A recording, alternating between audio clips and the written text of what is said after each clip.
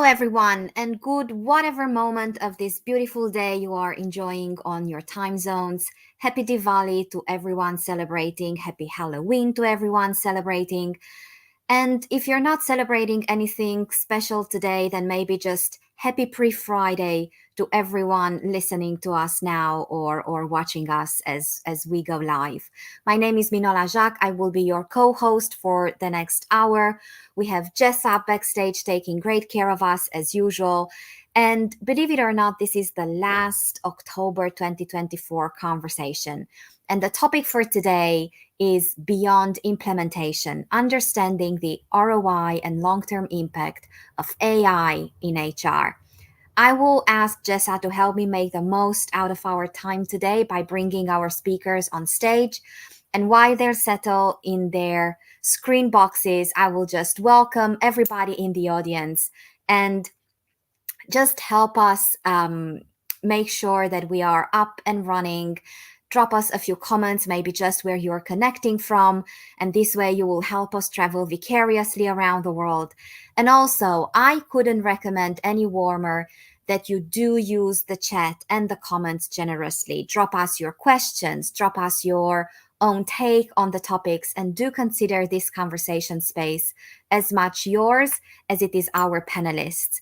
If there's one thing that fascinates us every single time we sit in these conversations, is just how many more incredible nuances there are across the world on any given topic, whether across geographies, across cultures, across industries. We all have so many experiences that the community can learn from.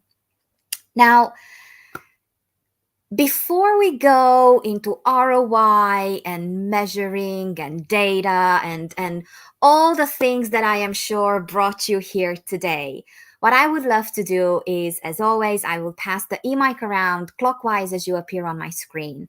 And I will ask you to kindly first shortly introduce yourselves and do let us know what is the lens, what is the perspective that you bring into our conversation today. So Fabio, welcome. Good to see you.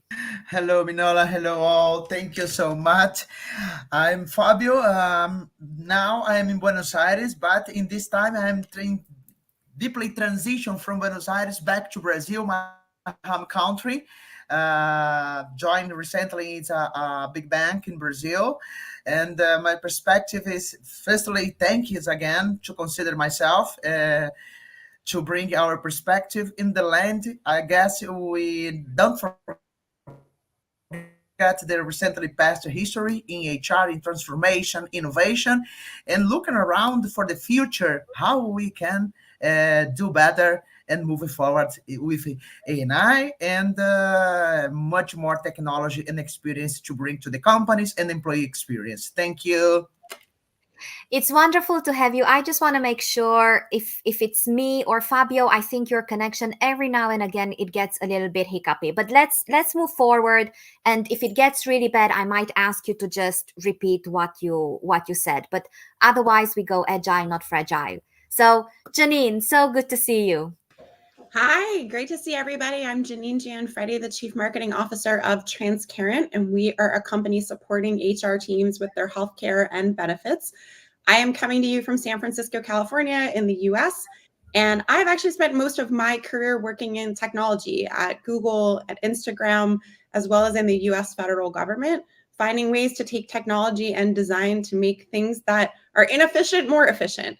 And AI certainly gives us a lot of promise for that. And it is something that I'm working very closely on building new products with right now.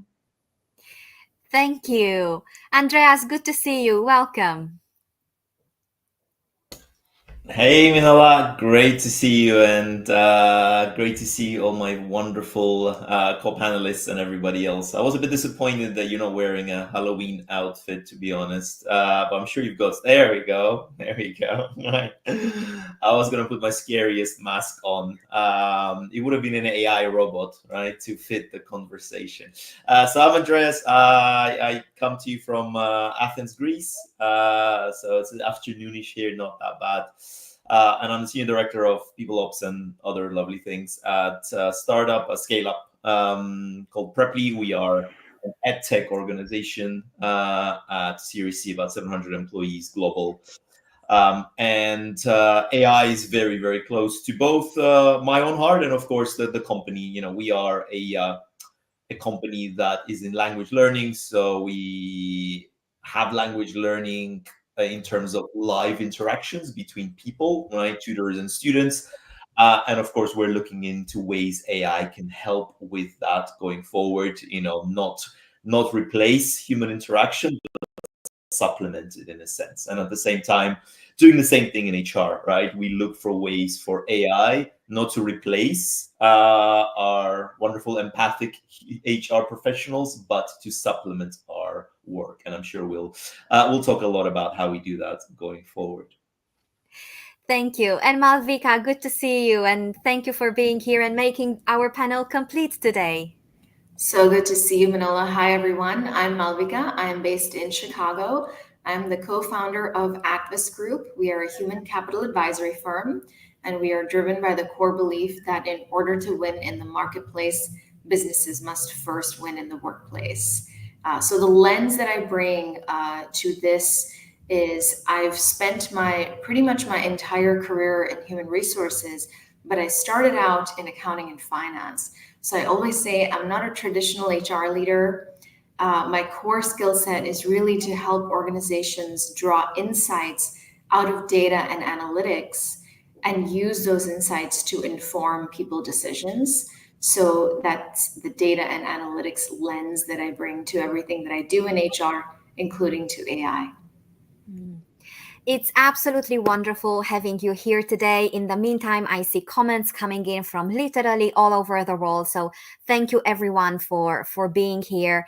And how about we set a bit of context and a bit of outline to our conversation. And maybe we can take a few minutes just to look at the big ticket items of AI in HR. So what are the big trends that you see unfold within our workplaces? And also there are extra points available if you can bring in some subtle undercurrents and just call out what we might need to pay attention in the future. So AI and HR, I recently attended a conference, and one of the takeaways was that the moment you say AI, you polarize people into infinite enthusiasts and unmanageable, anxious people. So how do we see AI coming into the world of HR? And where does it work its magic? And for some strange reason, I always go diagonally. So Andreas, you will be the pioneer for this one. And then everybody, you know, the unmuting competition will be officially open. Just jump in and build your own conversation. So Andreas, please. You put me on the spot because I said you don't have a mask. I knew you were going to do that. Well, look, I'll start us off very briefly because, you know, I have my own, you know, personal personal beliefs on HR and the way it works. And for me, I think that we are at the very, very beginning in HR. You know, to be honest, of course, AI is not new, right? AI has been around for ages. Yet it has blown up in the last few years with the availability to the masses, if we want to call it that way, of AI tools. But of course, as we know, AI is nothing new and has been around for ages.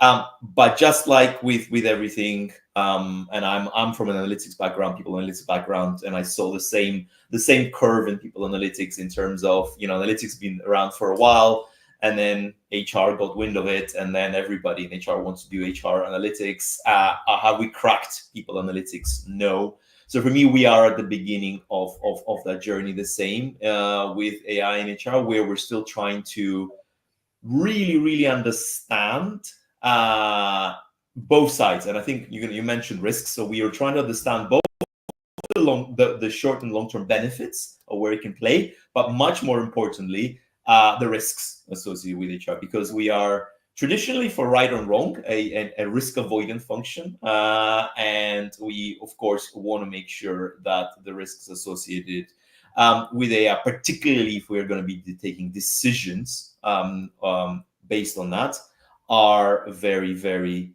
important for us to understand.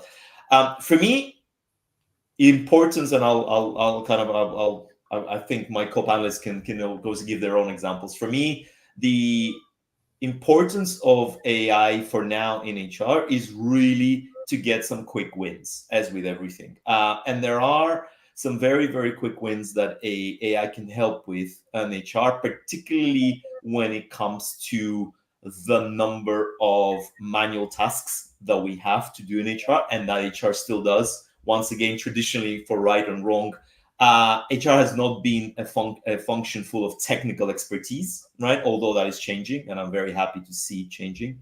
That technical expertise has been lacking, and we've always been dependent on other functions to help us with that technical expertise. But there are still a number of processes, etc., that are very, very manual. And coming, obviously, I work in people operations, so I see more of those manual processes. And I think there are countless things that AI can help with here, right, in terms of automating some of those processes and really understanding and digging deeper into what those processes are like, how they're built, and suggesting ways for automation. And the other thing that is very important that I'm seeing a lot of traction is simply the speed with which AI can help, right? With which we can move using AI. So if previously it took me, personally talking about my own functions, it took me weeks, right, to dig into a massive data set and look at analyzing quantitative and quantitative numbers. I can do that in minutes with AI, right? I can do that with minutes, get some insights, get some foundations, and really move forward. Same for policy making, right? It took me talking to lawyers or my own peers, right, around the world. Now I can ask AI to give me some sort of background, and I can quickly start building the policy. So for me is, the speed in which AI allows us to work now in HR is unprecedented. And we are still at the beginning of the journey, and we're still figuring out those risks and obviously the key points that we can hit. So opening it up to my co-panelists. Thank you. I'd love to build on that because, as Andreas said, this is not new technology. We've been working on this technology. There's the foundations of the technology that have been around for decades, and AI has been around for quite some time, and we have been using it on a daily basis, whether or not we realize it. What has changed, as you said, Andreas, is the velocity at which this technology is changing and adapting for our use. And I think it's very easy in a moment like this, where it is dominating every single news cycle in every single industry, because of the way that these companies, the platforms themselves, are pushing out advancements. It can be very easy to get focused on the technology and lose sight that it is a tool to solve a problem. And this is something that the cycles of digital transformation that we've gone through, whether it was media first, then we saw it in retail. I worked in it. The government's going to take us years, at least in the US. I think other countries will move faster than us on government transformation. But the important thing is to really focus on what is the problem that we have. Is it an efficiency problem? Is it a lack of resources problem? Is it a process problem? And then determine what the tools are that are going to solve that problem. In many cases, it's going to be AI tools, because they are wonderful at augmenting what humans can do and assisting what humans can do. So they're going to actually help us a lot for all of us that are running organizations where we are continuously trying to do more with fewer resources, which is probably, I mean, I'd love to see on the chat. I think you probably all feel like that. I doubt there's anybody on this call that feels like they have every single resource that they need. And you can start to look at these tools as an assistant for you, as Andreas said, picking up some of those more mundane, repetitive tasks that tend to be massive time sucks, are not people's favorite things to do, are not really challenging, and outsource them effectively to HR. But it definitely comes back to focusing on what the problem is that you need to solve, rather than focusing on what's the tech or what's the tool. And if you can't clearly define that problem, you may end up barking up a tree that, or going down a path that gives you a tool that causes you more headaches than helps you.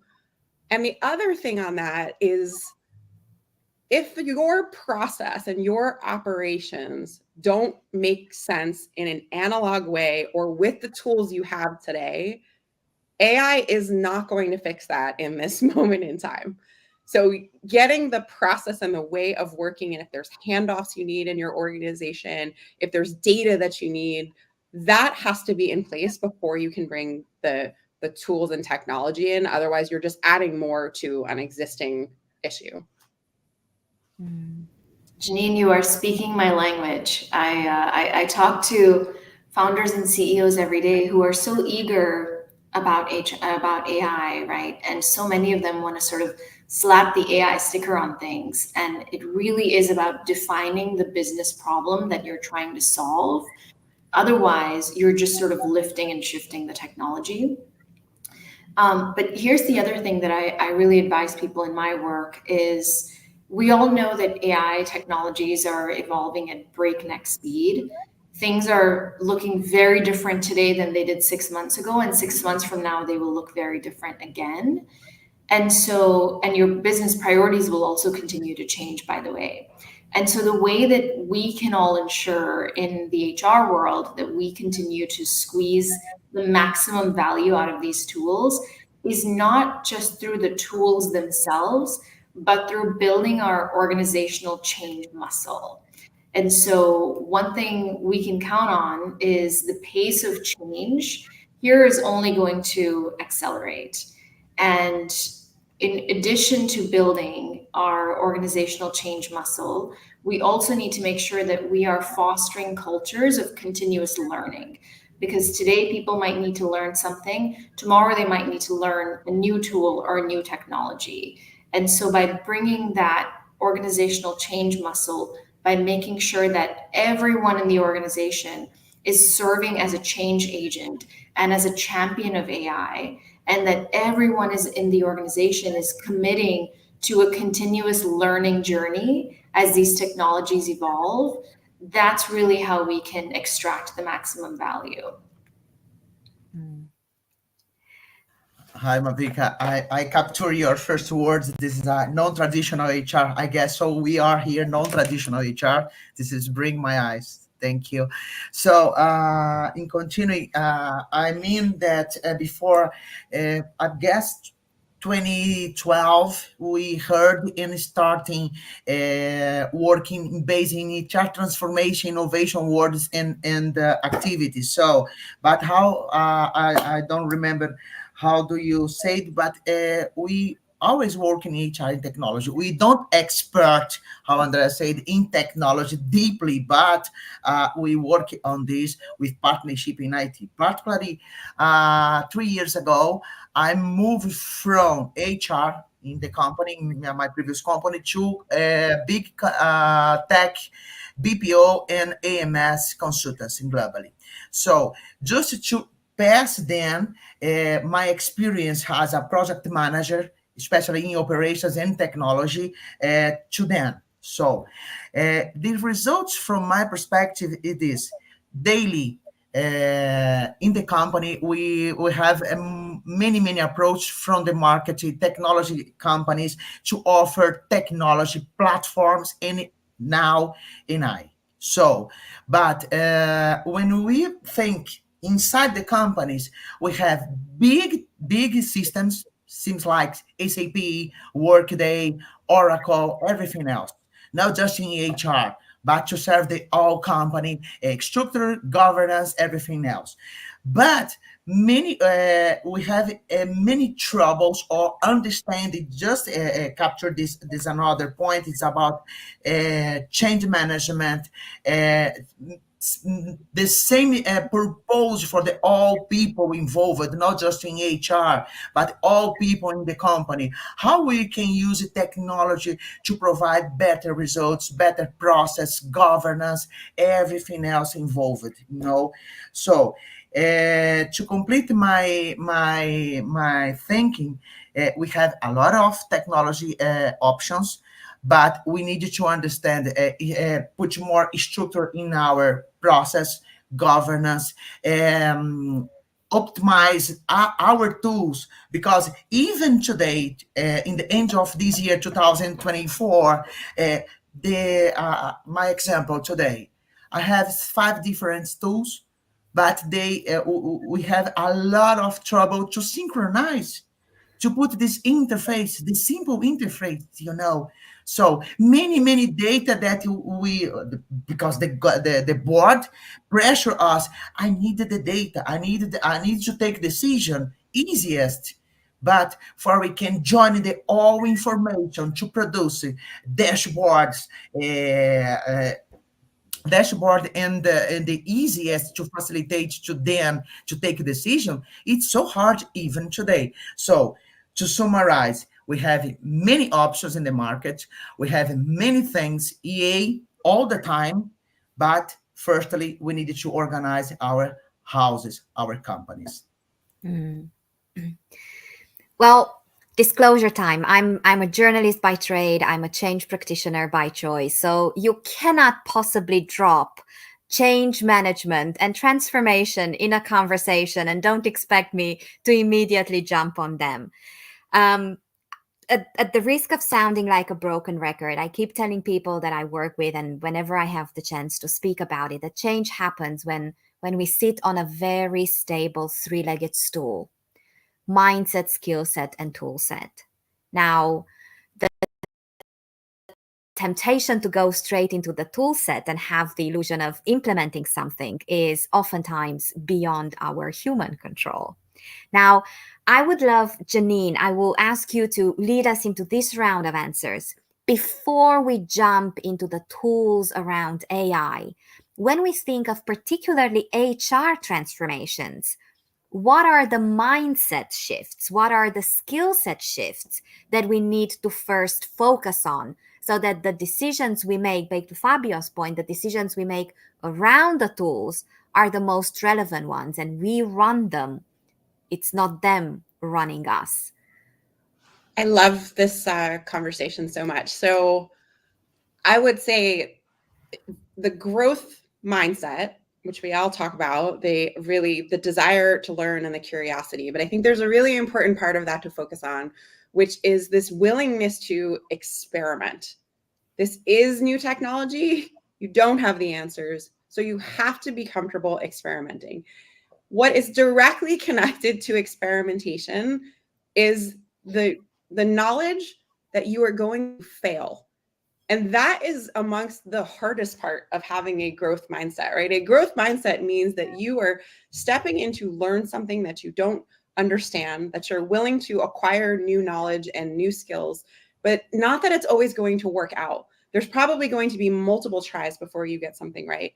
The thing I always think about, I don't know if any of you did this as children, but I remember being in science class when I was much, much younger, and we had to construct a container that you're shaking your head, Fabio. I think you know where I'm going with this, where you had to take a raw egg and create a container for that raw egg that would protect it from breaking if you dropped it off a second story. So you could put paper around it, you could put foam around it, packing materials, whatever you thought was going to protect the egg from breaking. And then would go up a set of stairs and drop it off of the second story, or some people might do a third story. What happened when you did that, right? The egg broke. Many, many times the egg broke. And you had to go back and create a new way to make sure that that egg didn't break. That, as a child, I think for me, instilled this idea of experimentation, which is really just trying things and failing and not getting them right and iterating over and over and over again until finally that egg doesn't break. And that is the same mindset you need to take in with transformation. I didn't say we threw 4 dozen eggs off of the second story all at one time. It was one at a time. And that is all about sort of breaking down what you are trying to learn in more bite-sized pieces, and then implementing and trying and learning. And if you're successful, great, go to the next step.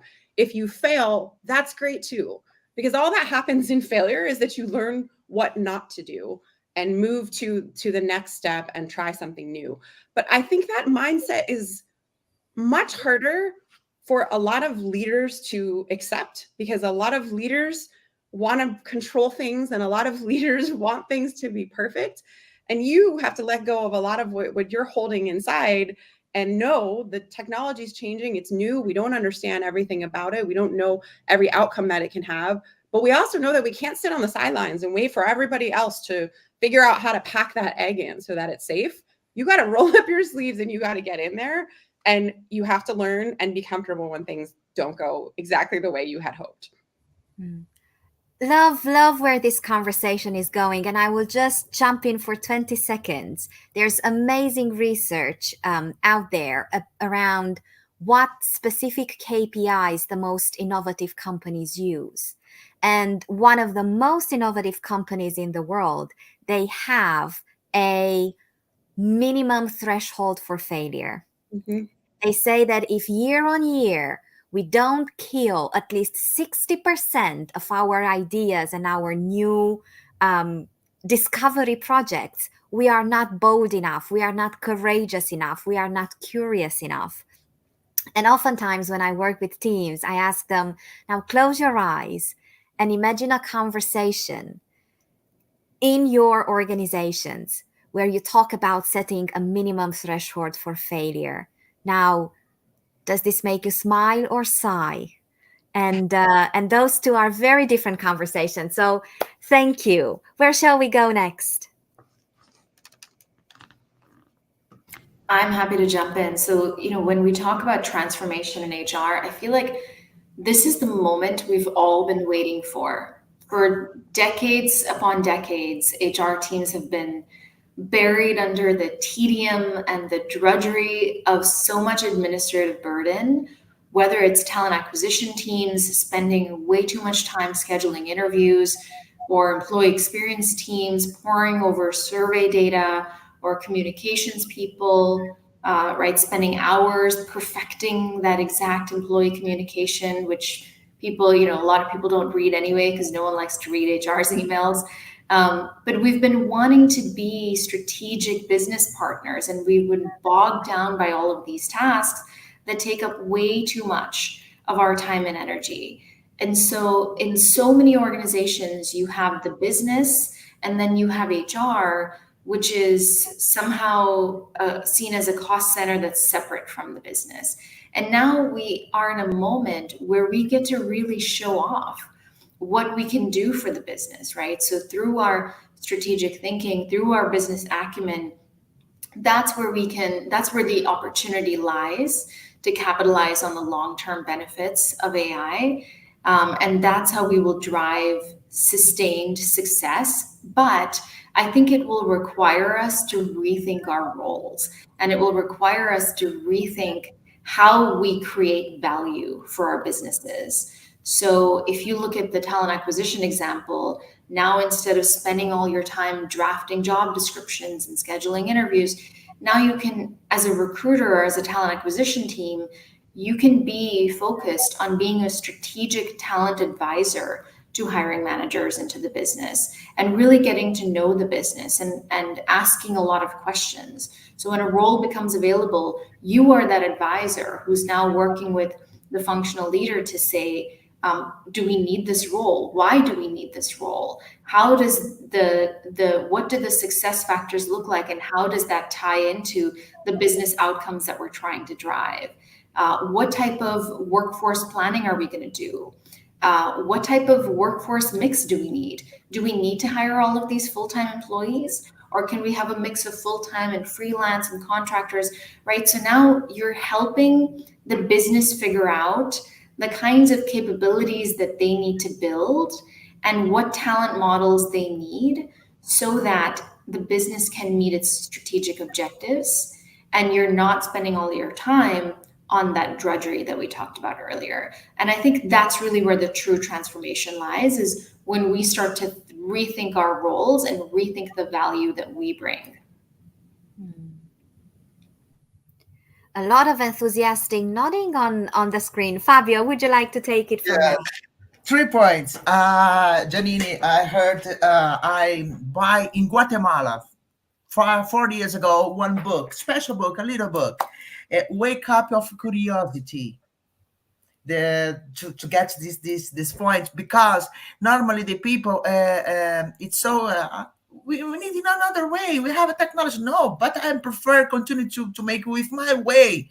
Still today we have this resistance, you know. So I remember this book. I used this book with my team and another teams to share this experience and involve the people with this way.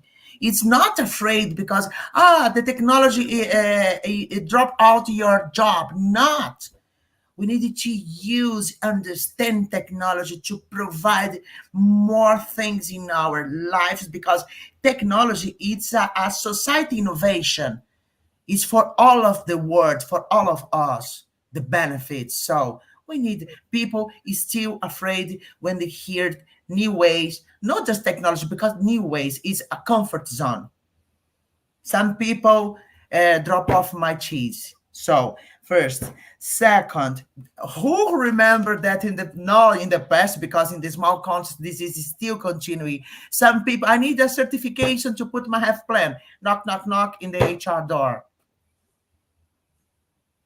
You know, we improve this a lot of include RPA in talent acquisition, when we needed to put the all master data, new employees, or another information from the different systems, or include the success factors, ACP or Workday, different platforms. When you transport the some data to another tool to hiring people, everything else, RPA, when we don't have the same tools help this IA in today to easiest our the talent acquisition our partners to identify the well profiles to hiring, you know. For now, sorry, to another point is the culture in my experience that I mean in different seats in my HR. Now I'm back to my HR seat. This is my prior mission. But in the consultants in 3 years ago that I'm finished recently, impressive when we hire a provider, external provider, or in different group people, but involved in the same project, not just technology, obviously, but in technology, people fight. People still doesn't get the same purpose. So do better together. You know, I need to stop all of you, please.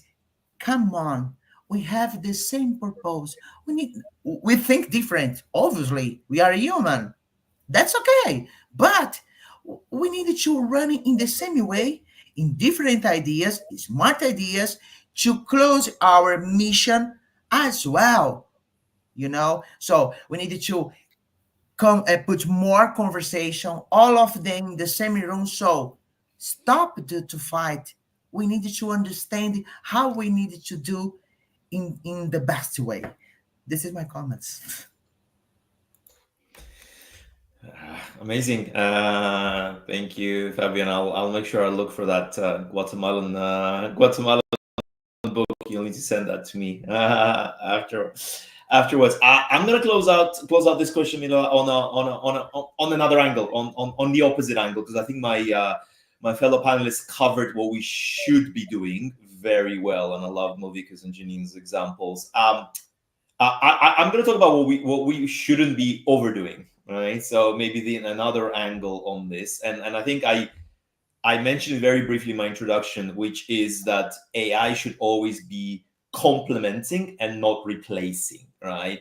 And particularly in HR, AI should be complementing and not replacing our own judgment. And I'm already seeing this. And then there's pockets, right? And we all go on these talks like this and conferences, and you hear AI being referred to as the panacea or the be-all and end-all for all of HR problems, right? And of course, it's not, right? Not even close. But not just that, it's dangerous if we think that it is, right? And we allow it to take all of our decisions for us. And it's very easy to do, right? I'm being pulled. I don't know. I don't know about you, but when I was young, very, very in old ages, I used to be able to read a map. Right? I can't read a map anymore. I've got Google Maps, right? Who can read a map nowadays, right? And it's the same sort. Oh, yeah, okay, Minola, don't show off. You live in a small country, right? So it's easy for you to get around. So it's so easy to fall into that trap, right? Where you are guided by the idea of the other way around. And what we then tend to forget is, of course, it's a different thing when you're talking about finance or operation, but when you're talking about HR, the decisions we make are always have an impact on people's lives, right? To put it as simply as that. Whether we hire somebody, whether we don't hire somebody, whether we promote somebody, whether we let somebody go, all these are decisions that are highly, highly meaningful for people's lives, right? And of course, if we allow AI to take decisions for us without oversight, without regular checks, without balances, without continuous audits of our AI systems to make sure there's any bias, where is AI getting this training data from? What is it transparent, not transparent, etc. Then we will fall into the trap, which is the complete opposite, right, of where we wanna get to. Right? So I think that's also quite important to think about. I'd love to build on that, Andreas, which is that those are fantastic points. And I think that leaves a lot of us sitting here thinking, okay, then how am I going to determine what tools to bring in or what platform to use? And a very tangible suggestion that I would share, and a lot of these are out there and you can augment your own, but it's really to create some kind of checklist of how you are going to evaluate any of the new tools or technologies that you want to bring in. And some of these are very basic and standard. So some of these are going to be, I need to understand how secure this platform is. And there's a bunch of things that you're going to look at for that. I need to understand the culture of ethics that this company has. That's actually a really, really important part with AI. Have they stated the way that they think about data and privacy? Have they stated the governance, which several of you have referenced, with the governance that they have internally when there's a problem, when there is a hallucination on the system? These things, again, these things are going to happen. This is new technology. So I would encourage anybody who's evaluating not just AI, but any new technology or platform is to take some time and think about what is most important to my organization. What are the big, we talked about being risk averse. Being risk averse feels like it can hold you back. It's also really important when you're dealing with people's lives and the consequences are big and they're human. But think about that, put together a checklist. And then when you're evaluating solutions, you can sit there and say, well, guess what? The first two that I'm looking at, they meet 15 of the 20 objectives that I put on this checklist. And this one over here, they're actually missing 3 really, really big ones. That's going to help you feel confident when you bring in a new technology as well, that you're making a very, very data-informed decision. And Andreas, I see you. No, I was just going to say such an amazing point. I was just going to bring up, and I know this is recent, but I was just going to bring up, Janine has such an amazing point. It's so important to my heart because I run system and I get pitched to all the time. And as we know, the vendor landscape is crazy. Like everybody's doing AI, right? Yes. And everybody's selling AI. And the hype is crazy. Like you may, like we all remember, I don't know if you remember, but you remember a couple of months ago where this company announced that they were putting virtual employees in their HRIS and they were hiring these virtual employees, and that is the next step of AI. And then they had to pull it back very quickly, a week then, 3 days after. So this hype is immense, right? And everybody's trying to sell you. So I cannot overemphasize Janine's point enough. Like, do your research, do your homework, and cut through the hype, cut through the fluff, and do they do what they do? How do they do it? Do they do what they say they do? How do they do it? And do they do it ethically? Right, really important. Thank you, Janine. Well, from doing these panels for 5 years now, one thing that I learned is that the moment the conversation grows into its own energy and the facilitator role becomes irrelevant, that's the sign of a great conversation. So I I was planning on taking the conversation on this route of how do we cut through the fluff? What are some of the metrics that we use to make the decisions and to keep us honest on whether those decisions are still the ones that we want to move forward with? And Malvika, I would ask you to continue this conversation, but given the fact that we are already 10 minutes into the second half of our time together, I just want to welcome those who joined a little bit later. And for those of you or those who need to jump off a little bit earlier, or you just want to go back and enjoy this conversation or recommend it, this is being recorded. We sometimes get these questions, so I'm just anticipating them, and you can go back and enjoy it on the same link on LinkedIn a few minutes after the live streaming stops. So Malvika, take us a little bit further down this road of how do we understand, back to one of your earlier points, how do we recognize, assess, and continuously make decisions on the value of AI? Yes, so I'm reminded of, I don't know if you all remember, but when smartphones came out and we had all these apps, there was this commercial that said, there's an app for that, and there's an app for that. And if you want to do this, there's an app for that.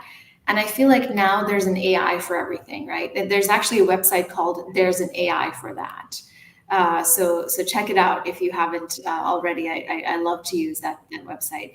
But it really goes back to starting with defining the problem statement, as we said earlier, and thinking about what business outcome are you trying to drive. So that can be, we want to improve our employee experience or ENPS by X, or we want to improve the speed at which we onboard people, or we want to upskill X% of our workforce. It can even be, it doesn't have to be an HR metric, it can be a business metric like revenue per employee. And so whatever that business goal or metric is, should be the starting point. And then from there, you measure what it looked like before you implemented your AI tool or initiative, or before you deployed your AI initiative, and what it looks like after. And so if you take the onboarding process, for example, figure out how much time and money and effort was going into onboarding employees before using AI and after. And then you measure that over time and see how it's trending. And then in this example, the onboarding example, you can even go directly to the source, right? Go and gather VOE, voice of the employee, just like you would gather VOC, voice of the customer, when you're developing products or when you're working on your product roadmap. So you look at your onboarding survey feedback before implementing AI and after. You analyze what's going well, what's not, you make improvements, and then you survey again. So through this sort of rinse and repeat cycle of gathering feedback, analyzing feedback, making improvements, you can start to see the real ROI and value creation. And the beauty of it is, as we've said, right, now you can use AI to do a lot of this feedback gathering and analyzing. So you're shaving off a lot of that administrative burden so that the humans can be focused on the human stuff and actually helping move the employee experience forward. So that's really how I would think about assessing the value creation of AI. I can jump. Guess in the same way from Avika, quality of hire as example, talent acquisition before in I, and after that, the quality of the candidates hired, the time of the process. Normally, as example, we have 6 days, 2 months to find and hire the right person. As example, after I implement in I, we can reduce this. This is possibility to measure, time efficiency, cost savings. How Mavika said, we can put our HR team, HR in this conversation, but multiply this for all organizations, So people make the another things, another process, but technology in a helping us to reduce the unnecessary timelines or activities that technology can bring and help us. Again, cost savings, time efficiency, employee productivity, employee retention, and quality of hire, how I mean. We have at Transparent, one of the things that we do is actually help particularly benefits teams make the entire access to healthcare and benefits a lot easier for their employees, so people can find the benefits that a company offers to them. They can connect directly with you.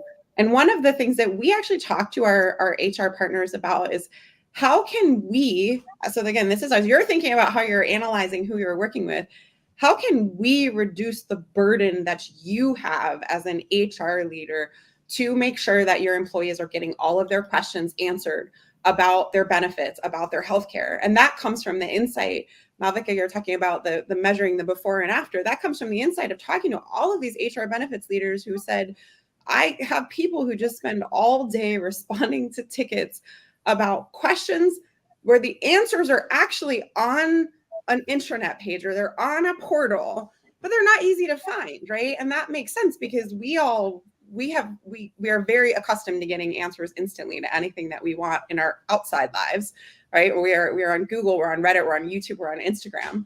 And that same experience is not always available to us inside when we have the more proprietary data environment, right?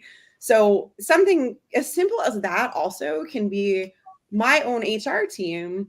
Is this tool going to make their lives easier? It can even be more of a micro metric, right? Versus, I think, Malvika, there's the large metrics, which are super critical. But I think too, when you're testing, right, it could be something much smaller in your own team of 5 people.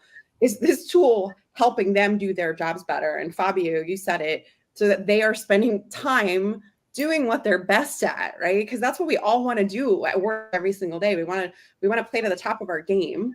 So that's something that can be a really kind of, again, a more of a micro metric, but a really important metric.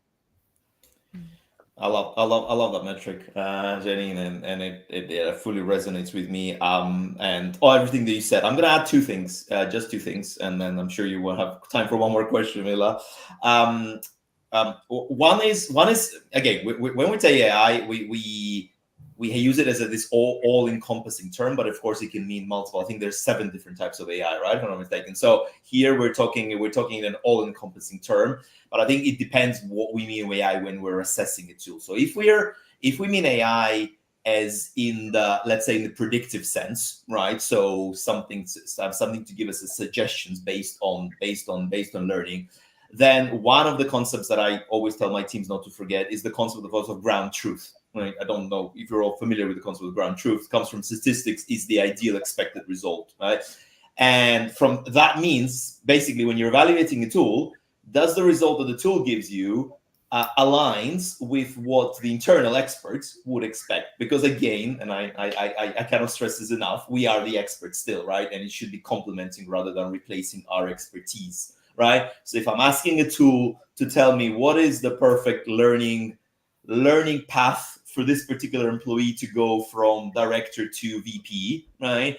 And then I would expect my learning team or my L&D team to have a path in mind, right? And then if the tool gives me something that is completely random or gives me some fluff, right, or like do a course about how to influence people, then right, it's no good, right? So I think very important to remember that ground truth is a very important concept. You need to align what the machine tells you with what your expert's telling you. And then on the other hand, if AI just simply means automating stuff, right? And everybody's automating stuff now. So I get an HRIS and the HRIS says, I'm going to, replace your ticketing system for you and reads all the stuff that you have, all the documents that you have. And then of course, like feed it back to the employees via a chatbot, then that's very different, right? That's very different. That depends on the business case. Is it doing it well? Do you even have enough documentation in the company to do it well, right? So that's very different. Then you'll have the demos. But of course, the first concept for me is very important. If you're getting anything that's predictive or prescriptive in a sense, right, then always make sure to align it with internal expertise, internal and external expertise as well. That is human expertise. Well, we are 10 minutes away from saying goodbye, and this is a very painful thing to say. I'm not ready yet to say that this is the absolute last question, Andreas, but let's see. Let's see how we go on this one. And I was wondering, there is so much energy that we put out there, and so many insights, and so much information. And I was wondering, how can we make this immediately actionable? So is there something that you would like to leave our audience with, something that they can start doing right after they jump off this panel, to start thinking more strategically about AI in HR? Do you have like a signature question that unlocks particular meaningful conversations, or anything that is actionable? And Fabio, I will ask you to open our curiosity on this one.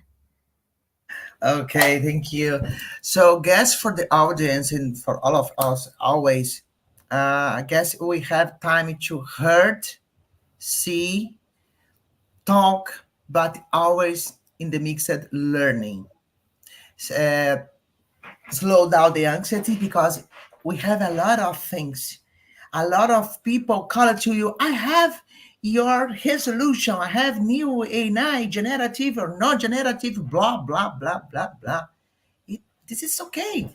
Many people have ideas, needed to expose this and sell this. So, but I guess my advice is slow down. And so, learning, see, heard, talk, for we can learning always and take best decisions for ourselves and the company, in this case that we have inside of the company, trusting us as a professional, as a human, as an expert, to advise and put the not right, but a good recommendation. The leaders expect from us as a HR or professionals, do this. So, guess this is a good way, and always get back.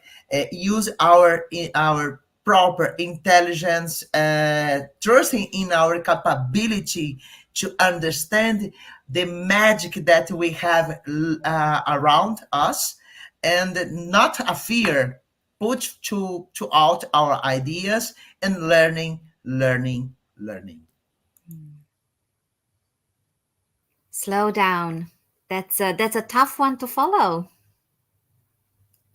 For Yeah, sure, but we need. um, I'm not sure we can slow down, but I will. I will take that advice on board, Fabio. Thank you. I'll try and do some yoga tomorrow. Probably you inspired me.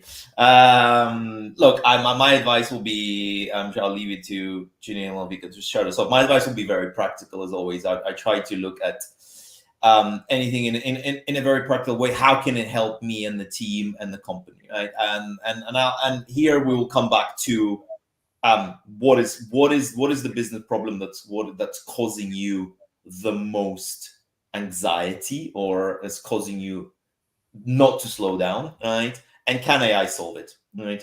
In 50% of cases, it won't be able to solve it because we're not there yet, right? And in the other 50, it will, right? And then you will look at also everything else, that your return on your investment. Is it worth doing it via AI? Are there risks around it? Can you do it in house, or do you have to bring in a tool to do it? And then you look at all these a practical way. But it all comes from find that problem that keeps you awake, and see if AI is in a position to solve it for you. And I think Eugenie has already said it. It's like what AI can't solve today, you'll be able to solve very quickly. Like the environment moves so fast that the answer you'll get today from your question, right, might not be the same that you get in 6 months. So going back to Fabio, keep learning, right? Be curious and keep asking those questions again and again. But start somewhere, right? And that's probably the best advice I can give you. Cliche, but good enough. Yeah, two things I'll add to that. I think the best advice I can give is start experimenting. Some of the teams that I've worked with and advised, conduct or put together these mini sort of AI hackathons where they take time to learn and be curious and try out different tools and come together as a team and present ideas to each other and figure out how they can make their work better and how they can create more value for the business through AI. So that's one immediate thing that you can do with your team, even if it's not org wide, and you can make it fun. And you can make it an event that brings the team together to learn, but also to create camaraderie. The other thing I will say is this is not very glamorous, but it is a super important step. In every single HR role that I've had, I've spent a fair amount of energy and effort up front to make sure that the data that we were using was clean data and relevant and up to date.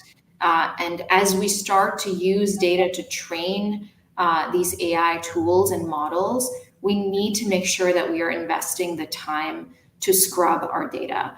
I just read a case study of a company where the CFO has set aside $40 million to invest in AI in 2025.